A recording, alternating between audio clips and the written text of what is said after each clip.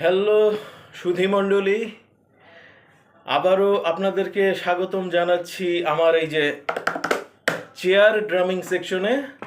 আজকেও আমি আমার একটা বাচ্চা বন্ধুর সাথে, গিটারিস্ট ভোকালিস্ট বাচ্চা বন্ধুর সাথে চেয়ার ড্রামিং করতে যাচ্ছি।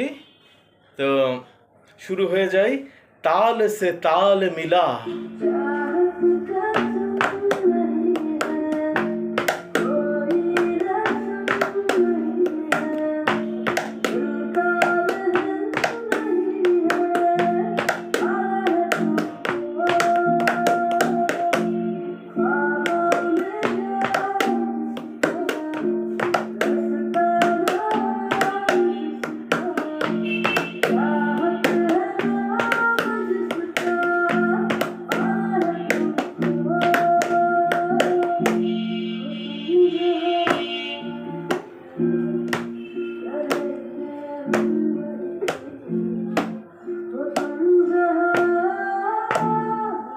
স্লো মোডে চলে গেছে, রিদমে ফিরবে একটু পরেই।